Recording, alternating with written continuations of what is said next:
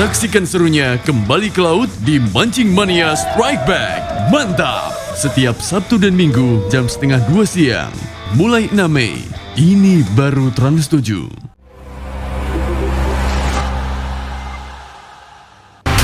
Quattararo now attack. Oh, he's down! Oh no, Fabio Quattararo's gone down! Contact! Quattararo's been whacked! Alex Rins, Pekka Bagnaia, he's been taken out. Taka Nakagami, Yeah, Alex he's Rins involved as well. also down.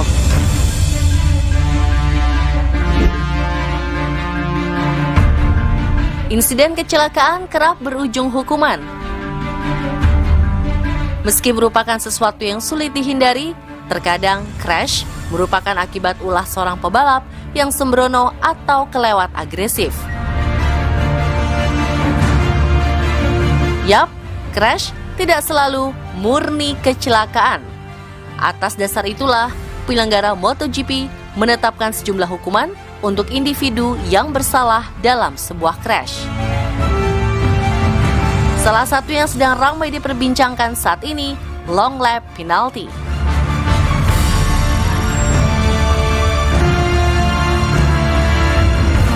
Long lap penalty merupakan gagasan yang dimulai sejak 2019.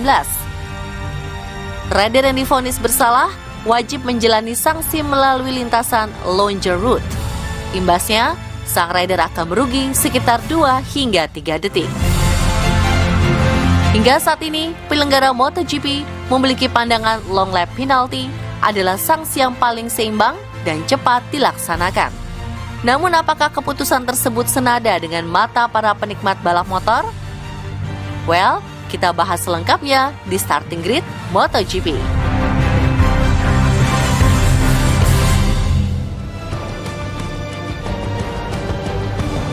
Welcome back with us on Starting Grid. Dan tadi udah janji ya Feni, kalau kita bakalan bahas yang seru-seru yang terjadi di seri kelima kali ini. Tentu saja nggak afdol kalau nggak ngebahas mengenai Marc Marquez yang penaltinya dihapus.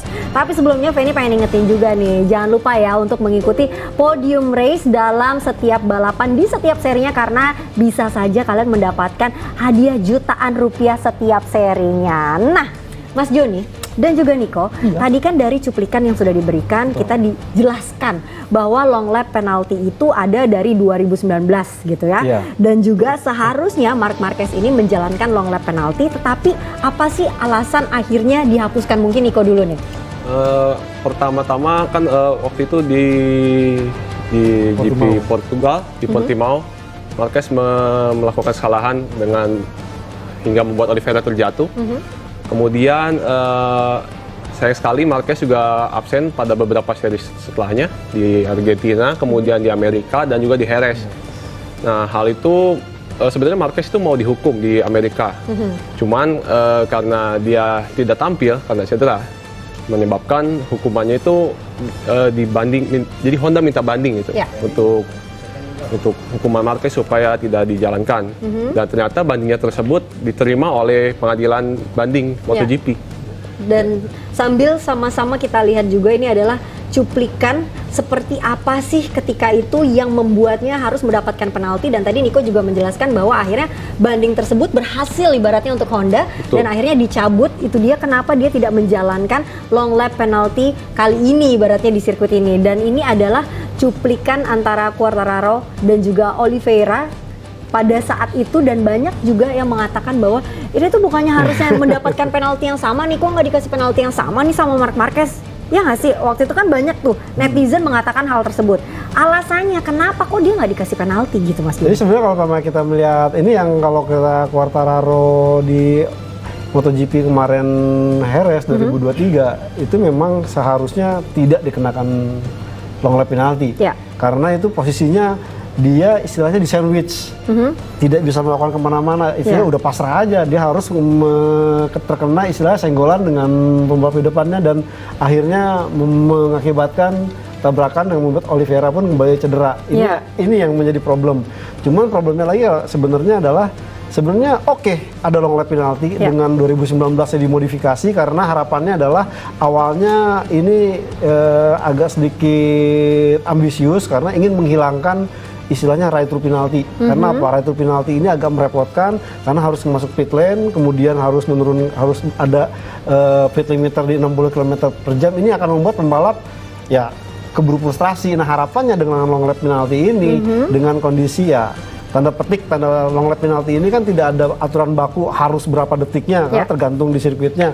Ini diharapkan bisa lebih seru. Cuman problemnya adalah, lagi-lagi saya lebih ke istilahnya juri atau si hakim yang memberikan putusannya dalam menentukan long lap penalty ini yang seharusnya lebih, apa ya lebih detail lagi, lebih istilahnya memberikan wawasan lebih jelas lah gitu ya. Nah, apakah ini racing incident atau benar-benar istilahnya sengaja atau terlalu ambisius atau memang ini ya karena pembalapnya terlalu berlebihan, agresif overreacted, misalnya. ya seperti itu. Oke. Ini menarik, nanti kita bahas. Tapi kalau membicarakan mengenai ini tuh abu-abu peraturan dari FIM Stewards MotoGP gitu ya. Betul. Tidak hanya momen yang tadi kita saksikan, terus gitu tidak hanya momen antara Marc Marquez versus Oliveira saja. Ada juga nih momen antara Luca Marini versus Enea Bastianini baru-baru ini kok di 2023, ingat nggak sih pada saat sprint race di Portimao?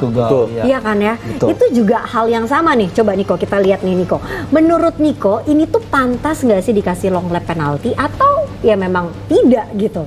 Ya kalau menurut saya sih tidak ya. Kenapa? Karena ya Marini memanfaatkan celah dari Enea Bastianini yang sedikit membuka lebar ruang.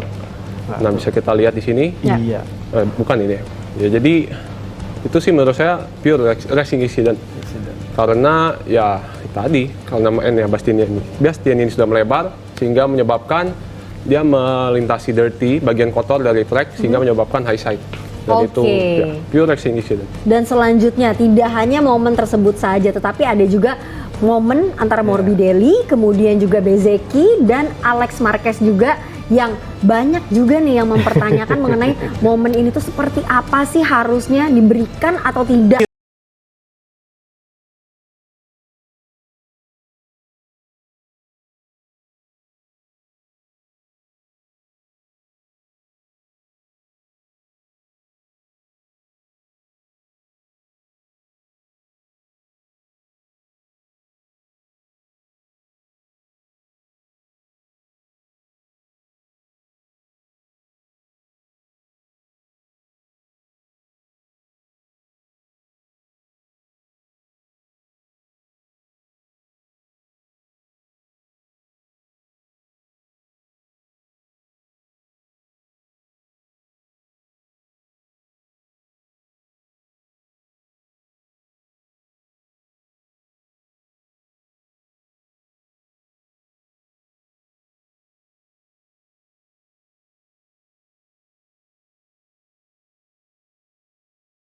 Dimana kalau ada pembalap yang dibuka kesempatan untuk masuk pasti akan diambil. Ini agak patah, dicoba masuk. Jadi kalau umpamanya sebenarnya nggak kejadian kehilangan daya cengkraman belakang, itu kurvanya akan keluar. Jadi dia melebar sendiri tuh. Aduh, ini kita jadi flashback ke musim-musim sebelumnya karena awalnya tadi Feni tanya ya ke Niko, kenapa sih akhirnya ini kok malah diputuskan untuk dihapus ya long lap penalty untuk Marc Marquez ini. Nah, kita balik lagi mengenai topik atau pembahasan hal tersebut nih. Tadi kan Niko udah ngejelasin juga. Nah, jadi dengan long lap penaltinya Marc Marquez ini dihapus, inget ya, bukan FIM ini ibaratnya menganak emaskan Marc Marquez, sama sekali bukan.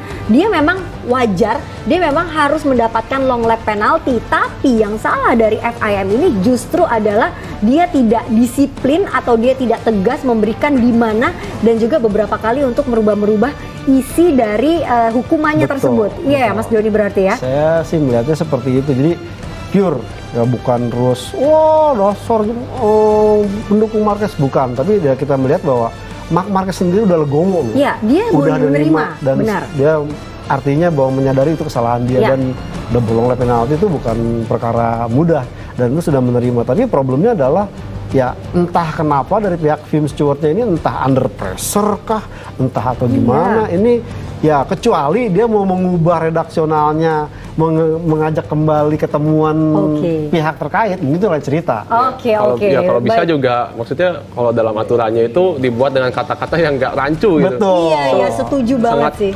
Sangat, jadi bisa diimplementasikan berbeda-beda. Betul. Sama sama pembalap ataupun dengan tim. Benar sekali. Nah, tapi mungkin juga ada yang bingung sampai dengan saat ini. Jadi sebenarnya peraturan itu dibikin sama siapa sih? Sama race director kah? Atau sama FIM MotoGP stewards? Nah, seperti apa sih perbedaan antara keduanya? Coba kita lihat cuplikan yang berikut ini bersama-sama.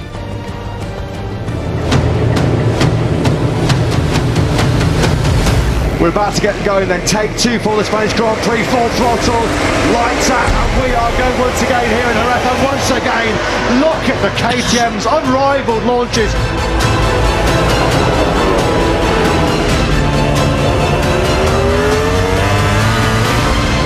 Quartararo Quartararo's got his serves his long lap. penalty. Quartararo through the long lap penalty loop. He goes in ahead of Augusto Fernandez, so he crosses the line now in 14th position. Pecco Bagnaia, he's now the fast man circuit with a 1:38.237. And Bagnaia just pounces through. Miller was very frustrated.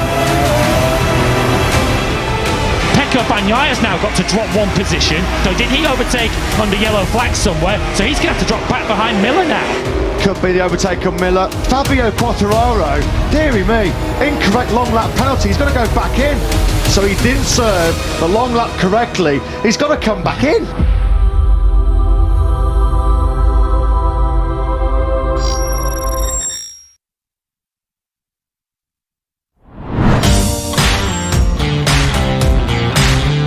Race director is, there's race direction, so there's 3 of us that are in charge of race direction, with many more people in the room helping out. And the 3 of us that are race direction, I'm the head of that as race director, and have the final decision on whether a race goes ahead, whether I need to stop the race for a problem, keeping everything running on time. The rule book says I am in control of the race running on time, according to the rules and safely. So that's it. It covers everything. Yup, race director bertanggung jawab atas terlaksananya event balapan secara keseluruhan. Mulai dari kondisi trek, persiapan para pebalap, kebutuhan medis, maupun faktor pendukung lainnya yang turut diawasi race director team. Race director MotoGP terdiri dari 3 orang. Mike Webb as a chairman, Bartolome Alfonso perwakilan dari FIM, serta Loris Capirossi yang ditunjuk selaku perwakilan dari Dorna Sports. Mereka juga didukung beberapa pihak yang memantau setiap detail yang diperlukan. Dahulu, race director juga menjadi penentu hukuman atau penalti yang diberikan di setiap balapan. Tapi sekarang, fungsi dan keputusan itu menjadi tugas FIM Steward. Hal ini disebabkan karena banyaknya tugas yang membuat race director sangat sibuk dan menjadi tidak fokus ketika memberikan hukuman dalam sebuah kejadian pada saat race berlangsung.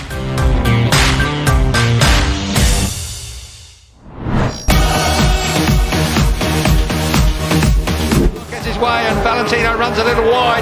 Now that's turn 12. Masih ingat dengan sepang clash antara Marc Marquez dengan Valentino Rossi tahun 2015? Rossi stay on, he's in turn 13, back to second gear now for the 55 mile an hour. Rossi runs him out. Rossi ran him out. There is going to be a race direction investigation over there.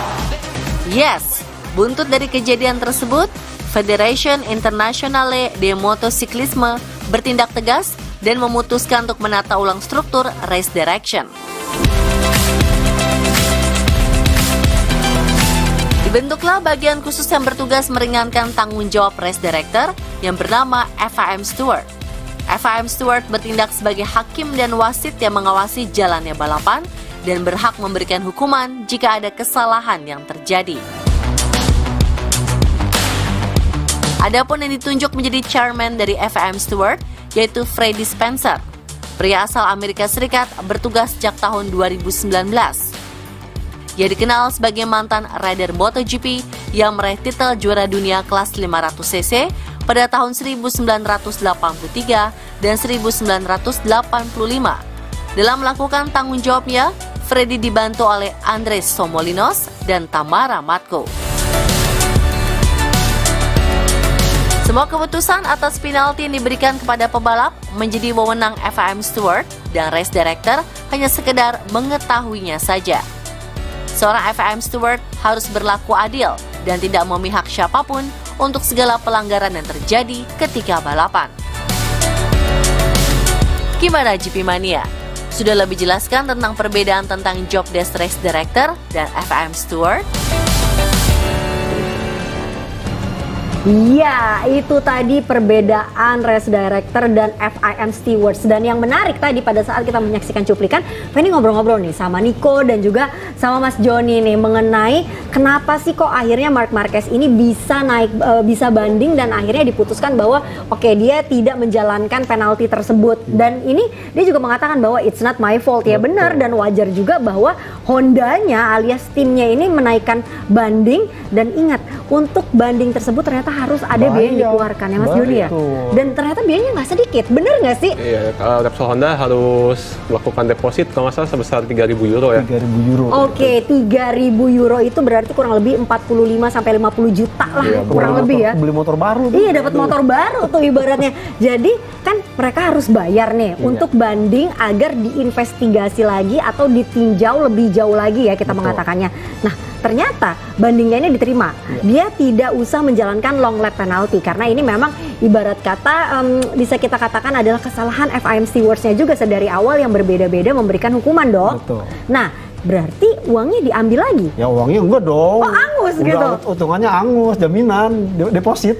Ya, kalau deposit di sini kan istilahnya kalau pamannya kita menang diambil, ini enggak, udah masuk buat. Ya kalau deposit di bank kan kita masukin terus berbunga. Kalau di sana ternyata misalkan menang gitu bandingnya. Ini kayak istilahnya ini bukan deposit dalam artian jaminan bahwa ini bakal menang, tapi ini istilahnya dana tambahan agar bisa memberikan istilahnya ya tanda petik ya mesin bekerja ke lembaga yang lebih tinggi. Jadi biaya ketuk palunya lah. Betul. Gitu lah. Oke, biaya ketok palunya ya udah lah ya, merem aja itu duitnya hilang gitu ya. Yang penting Marqueznya kan nggak kena hukuman. Iya, ingat ya sekali lagi bahwa ini mereka naik banding dari pihak Hondanya ini bukan agar Marqueznya ini tidak dihukum, melainkan ibaratnya memberikan jelas seperti apa sih hukuman yang diberikan oleh FIM stewards ini, dan ini juga menjadi pembelajaran tersendiri ya untuk FIM tersendiri agar mereka ini lebih jelas lagi memberikan hukuman dan lebih cepat. Kalau menurut Mas Joni, kalau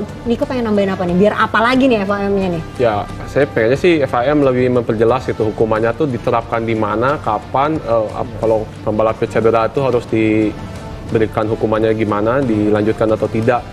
Jadi intinya harus jelas lah mau kapan gitu. Iya, karena juga seperti yang di seri sebelumnya juga ya kita kan membahas mengenai Fabio Quartararo yang mendapatkan long lap penalty atau double long lap penalty ya waktu itu ya. Iya benar sekali. Sebenarnya long lap penalty doang. Long lap penalty. Tapi kemudian karena dia melakukan dianggap tidak sesuai melewati keluar dan itu dia disebut-sebut karena mengambil istilahnya keuntungan sehingga harus diulang. Iya, dan itu tuh sudah melebihi berapa detik setelah dia menjalankan hal tersebut. Lama banget dan otomatis kan itu merugikan Fabio Quartararo dong ibaratnya. Tapi sebenarnya jenis-jenis hukuman di MotoGP itu apa aja sih? Ya kalau kita melihat sebenarnya dilihat dari kesalahan si pembalapnya ya. Kalau kesalahan pembalapnya jump start, ini awalnya sih sempat kena right to penalty. Cuman sekarang ini FIM Stewart lebih ke double long lap penalty. Kemudian kalau motornya mengalami technical problem, mengeluarkan asap atau apa, terus itu biasanya dikeluarkan black flag, tanda oranye, nomor motor. Tapi kalau pamannya si pembalapnya tidak menggubris 2 lap, itu langsung black flag, artinya dikeluarkan dari atau didiskualifikasi. Oke, tapi kita lihat sama-sama terlebih dahulu. Ini adalah tadi right through penalty yang dilakukan pembalap ketika dia melakukan jump start ya. Betul. Oke, dan kalau tadi black flag ini dikeluarkan pada saat istilahnya ada kejadian problem motor, si pembalapnya ada motor problem, tapi kemudian ditunjukkan tidak. Ini waktu black flag ini si Phillip Island. Pada saat masih pakai Bridgestone, bannya itu si aspalnya itu baru dipakai di aspal ulang, tapi Bridgestone-nya nggak kuat. Jadi harus istilahnya flag to flag race. Jadi hanya si bannya itu hanya dipakai berapa lap, harus diganti. Nah waktu itu pembalap maksimum harus 10 lap. Nah Marc Marquez dilebihin tuh 11 lap. Artinya di situ Marc Marquez melewati istilahnya apa yang harus ditentukan oleh aturan di FIM dan juga Dorna, harus 10 lap. Ini Marc Marquez enggak. Akhirnya di black flag dan pemenangnya adalah Jorge Lorenzo saat itu. Oke, ternyata juga, seperti itu. Kesalahan yang hampir saja membuat dia gagal juara dunia di tahun hokinya. Nyaris itu. Wah, sayang sekali. 2015 itu black flag.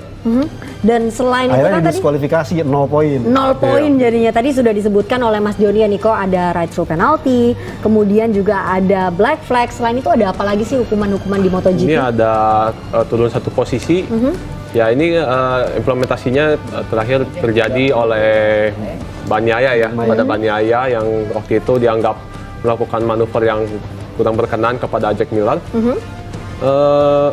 Selain itu juga hukuman ini biasanya juga ditetapkan apabila pembalap menyusul di saat bendera kuning berkibar. Oh iya, yellow flag. Jadi kan bendera kuning itu semua pembalap tidak boleh menyusul karena ada bahaya, nah sehingga diterapkanlah drop one position ini. Iya, dan kita lihat sama-sama cuplikannya bagaimana ceritanya Pecco Bagnaia bisa mendapatkan drop one position seperti yang dikatakan oleh Niko tadi. Dan juga di sini sih sebenarnya Pecco Bagnaia syah-syah saja, ibaratnya dia tidak keberatan tentu saja karena ketika itu dia menang ya di Jerez kemarin ya. Betul. Di seri sebelumnya. Ini kalau dicuplikan sih di saat balapan basah nih. Ya. Jadi Buriram, jadi pembalapnya itu pada keluar. Nah, dia diasumsikan kemudian masuk.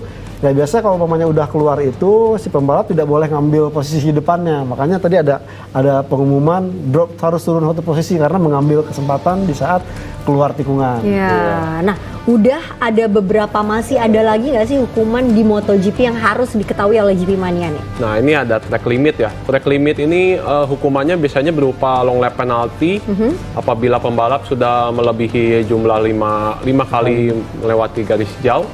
Kemudian apabila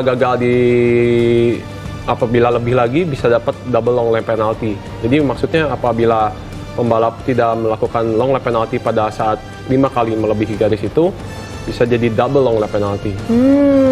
Begitu ternyata. Udah dijelasin ya GP Mania mengenai hukuman-hukuman yang ada nih ibaratnya di MotoGP saat ini. Nah, membicarakan mengenai hukuman ini, dari awal kita ini ngebahas terus long lap penalty.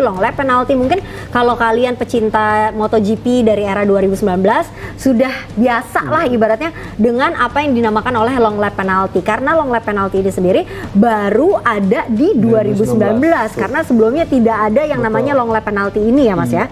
Nah, kalian sebenarnya setuju nggak sih? Karena kalau ibaratnya sebelum 2019 GP Mania nonton MotoGP nih pasti enakan era yang dulu, pasti pada bilang gitu. Kalau kalian lebih setuju dengan adanya long lap penalty ini kah atau tidak? Saya sebelum 2019. Oh, era sebelum 2019. Betul, iya. Kamu sama atau enggak Niko? Saya sesudah. Oh iya, kenapa Iya. alasannya? Karena ya hukumannya lebih jelas gitu.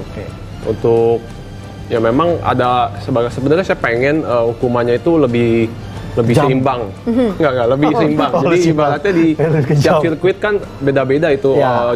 jarak long lap penaltinya sehingga detikannya itu berbeda-beda. Nah, saya sih pengennya sama, tapi jadi ini ada tantangan tersendiri lah kalau untuk long lap penalty. Oke, tetapi kamu inginnya bahwa ibaratnya sekian detik untuk long lap penalty karena ya itu tadi kalau misalkan diterapkannya misalnya di sirkuit apa gitu ya pembalap juga dirugikan juga ya karena Betul. berbeda dari segi detiknya atau dari segi lapnya juga. Jaraknya jauh beda. Jaraknya juga benar. Nah, tapi kenapa sih kalau Mas Joni kok malah lebih setuju sebelum bukannya seruan sekarang? Persoalannya adalah bahwa mereka ya dalam hal ini berharap dengan long lap penalty ini akan menambah keseruan. Cuma problemnya adalah ya dari Film Stewart-nya sendiri yang sebagai pemutus hukumannya ini yang membuat istilahnya ya menodai gitu. Mestinya balapan lebih seru, tapi ini malah Gak asik jadinya. nggak asik. Orang-orang jadi harus melakukan long lap penalty yang sebenarnya bukan dia melakukan kesalahan yang dia lakukan. Nah, mungkin kalau seandainya dibenahi dulu long lap penaltinya seperti apa, kemudian dibenahinya lagi Film Stewart-nya tugasnya seperti apa, karena saya melihat ini ya agak sedikit sebenarnya terkait dengan pengenalan dari sprint race di musim ini. Ya. Dengan jumlah jadwal balap yang lebih banyak, tugas dari Film Stewart ini yang notabene hanya 3 orang, ini jadi kebanyakan. Mereka juga pusing pantas ya. Betul, pembalap MotoGP ada 22, pembalap Moto2 ada 30, pembalap Moto3 lebih banyak lagi.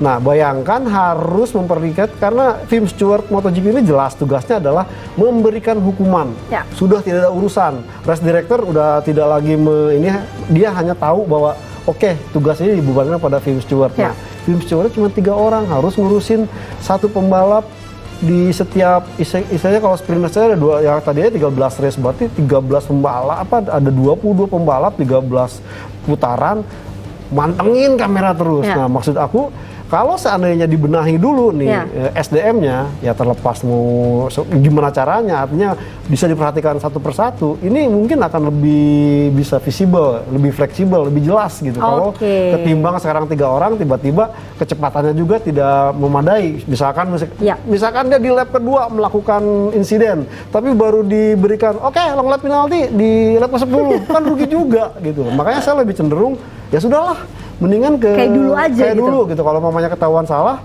ya tinggal tambahin berapa detik kalau mamanya terlalu ekstrim. Kalau mamanya katakanlah melakukan jump start, ya udah itu penalti. Salah lu sendiri jump start.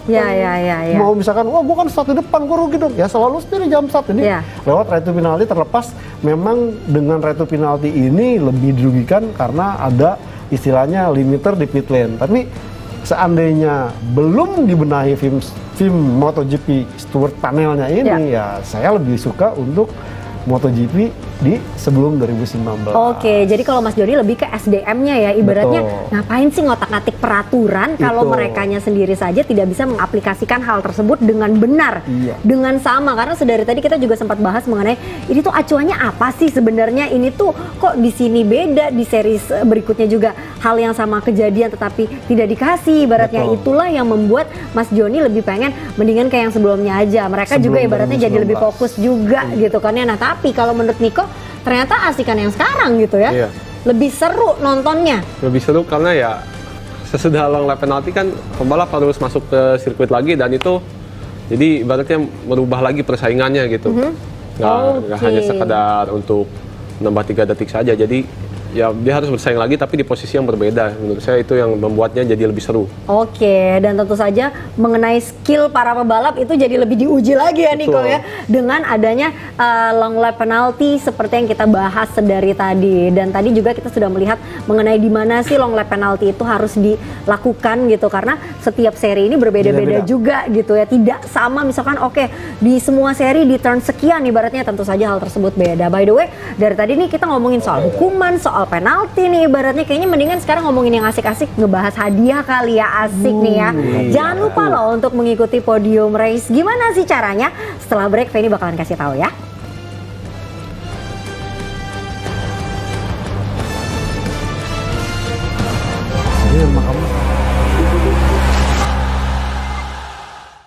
Lapor Pak, setiap Senin sampai Jumat jam 9:30 malam. Rasa